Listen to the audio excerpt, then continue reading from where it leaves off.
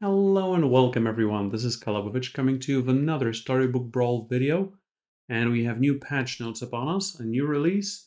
Let's go ahead and see what's new, because there is a ton of things to get through. So, patch notes 71.20. Let's dive right into balance changes. Queen of Hearts is the first item on the agenda, getting a nerf from a 1-3 to a 1-1. Yes, she did dominate the mid game too easily. Yes, she was a bit too much. She probably still is, but as a 1-1, as a basis, she just dies to Falling Stars, to Ring of Meteors. So yeah, she just gets slightly worse. She's still the character you want to find when you're playing Beauty. She's still the character you want to find when you're running summons with Black Cats. But at least she's getting brought down a bit or two, so that's really, really good. Next up, Princess White getting a slight buff from a 2-4 to a 3-5. Not putting her ahead of anything, but still slightly better stat line, just as a vanilla, and I do love vanilla. 3-5, even if you're not into dwarves, she is going to be slightly better, but also we are getting some buffs to dwarves themselves. Amy, a buff from 5-5 to 6-6, Greedy from 4-8 to 5-9, and Angry from 5-15 to 10-15. Now, dwarves do not get anything too strong in this patch, just a couple of points here and a couple of points there, but we've known from the past that even a couple of points here and a couple of points there can lead to some changes, like let's just take a look at Pied Piper. Those of you who don't remember, his ability used to be just that you see an additional animal in the shop, and the +1/+1 to that additional animal is a huge change. Here, might be something, but still dwarves probably fall too short, literally, in the late game unless you have access to like 7 Lordies and 6 Echoes or something like that.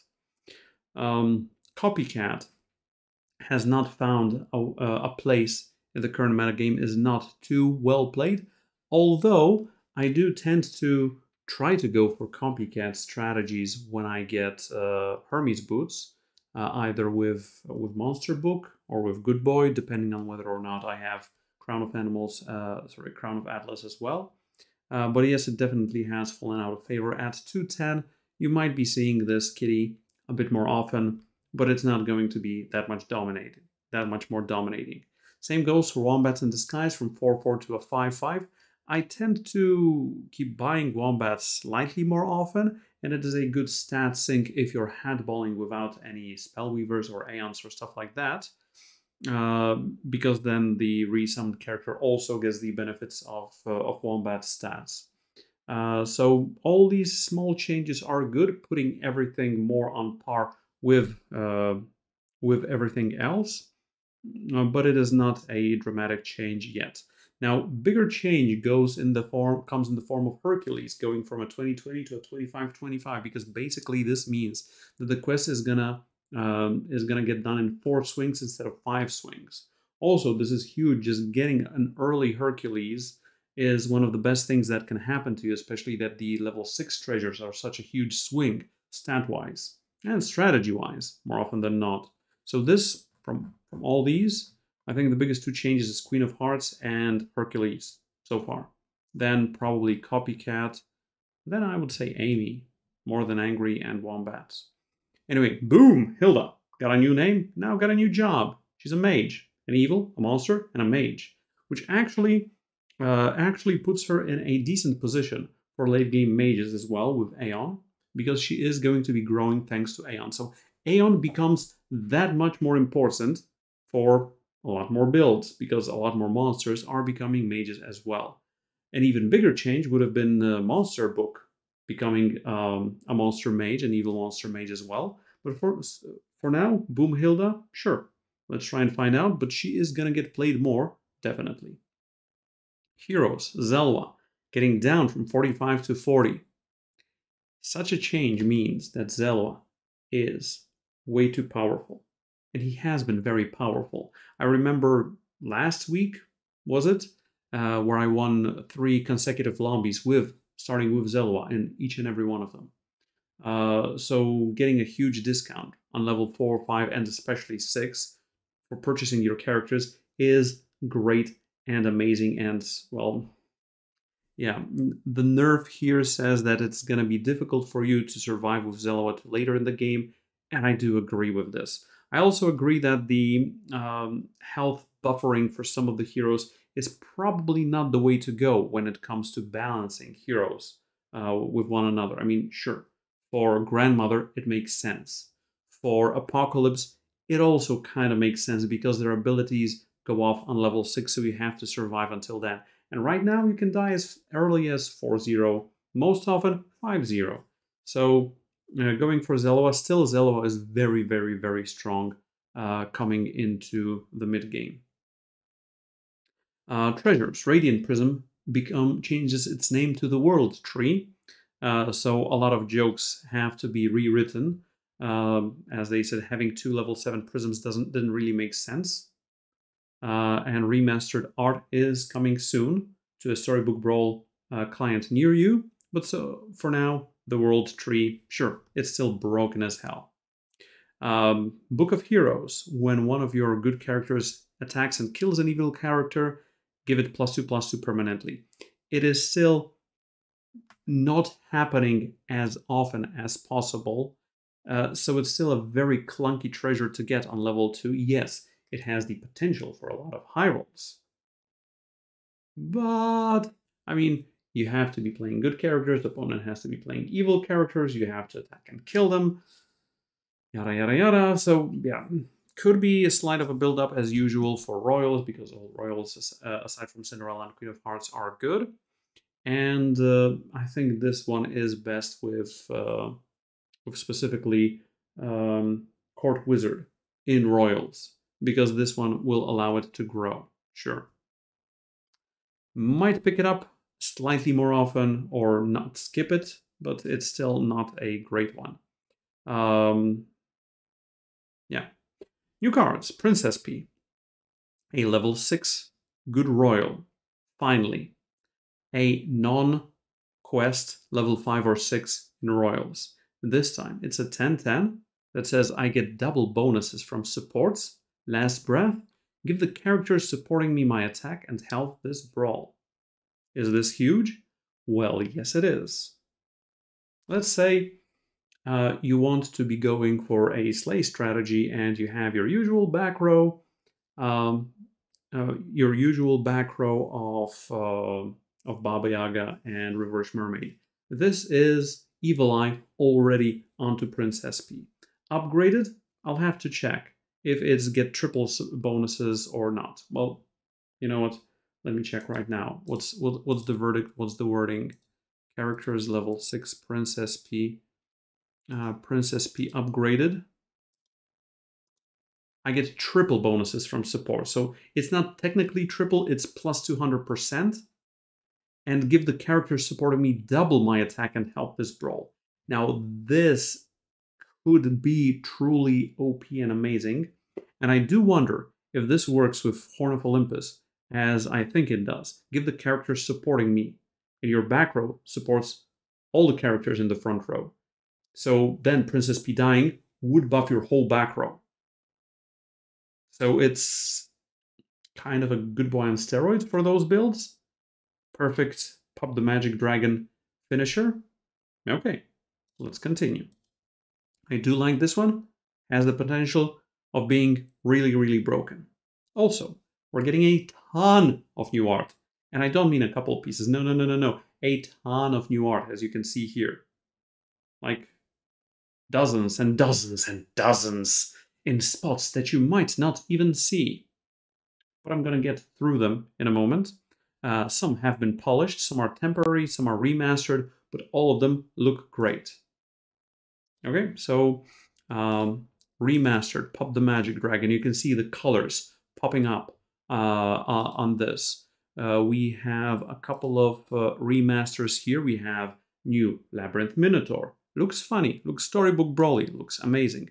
We have a touched up Wizards Familiar. You can see the colors are slightly different, like the front pops up a bit more. It's more grayish than bluish, from what I remember at least, etc. Shadow Assassin looks more spooky. Trojan Donkey looks more rugged and more evil, to be honest. And I think there's one or two more changes over here. For sure, there is a change in Burnbeard, aka the old burning tree. Obviously, the Princess Bee, etc. In treasures, we have Bounty Board, we have Corrupted Heartwood, we have Dancing Sword, we have Dragon Nest, we have Merlin's Slippers, used to be called Great Library Card. We have Needle Nose Daggers, we still have the placeholder over here.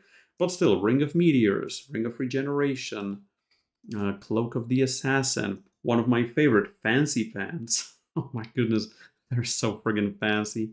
Ring of Thunder used to be called Ring of Revenge. Sting doesn't stink anymore. Looks quite stingy indeed, especially with the bee and all, or wasp. Deck of Many Things. Ring of Rage. Dracula's Saber. Phoenix Feather, looking really awesome. Singing Sword, looking really awesome, although they're saying this is a placeholder art.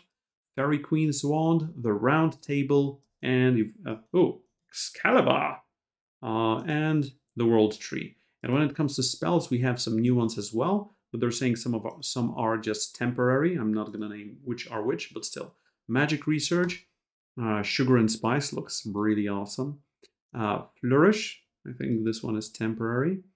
Fortunately, Turkish Delight is still its old trash can self, but the background seems to be gone, at least here in the collection. We have Fireball, we have Lightning Bolt, finally looking like the spells they should be.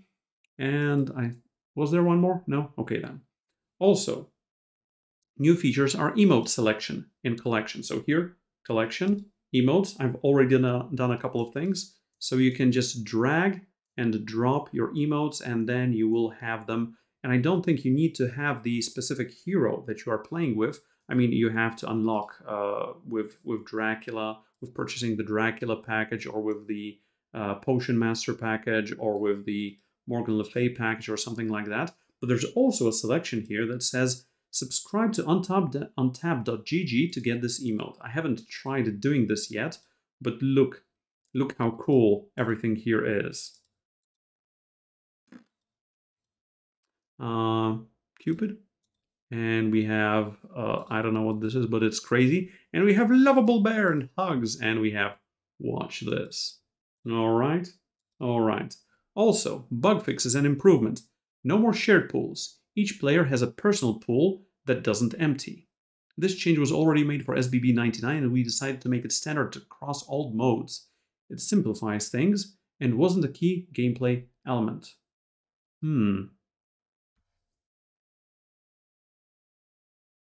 So, does it mean there's no longer 15 of each non-level 6 and 10 of each level 6? So there's a limited amount, but I think the proportions are such as 10 of each, 15 of each. But this means you can get more than 10. Huh, that is quite interesting actually. Also, we did, it's probably... clipped off here, no more shared pools. We did a major refactor of trigger timing, fixing many bugs involving interactions with triggers occurring at the same time. When 2 or more characters die simultaneously to Doom Breath, Falling Stars, etc., Phoenix Feather will no longer revive the smaller character. Okay. If Wretched Mummy trades with Soltec Ancient, the Last Breath trigger can now damage characters that were previously protected by Soltec. Okay. Time Flies should no longer take priority over other summon effects in any scenario. That's actually very good. Muerte with Copycat will now double the first leftmost last breath effect. Okay, that's great. With Ring of Meteors, Falling Stars, a full board and 1/1 health character, Trojan Donkey will now properly summon a character into the newly vacated slot. Another really good one. Randomly cast targeted spells now trigger cast directly on me abilities. Random spells from Genie's Wish now work with Potion Master. Crystal Ball adds a spell and allows casting another spell if Genie's Wish produces a targeted spell. This is quite interesting. Random spells from Genie's Wish and/or Loki can now make a Sleeping Princess and/or trigger Potion Master's cookbook. That is really, really quite interesting. Fix a bug with international dates causing error for players when redeeming untapped codes. Fix an issue when formatting on text for cards not being centered. Cool. Fix an issue with Gigantify's art being pixelated. I told you there was something wrong with it. Damn it. Fix a bug where if you had Great Library card, now Merlin's Slippers, and Plead for Glory, your bonus character wasn't added to shop when you had a full board hand shop. Cool.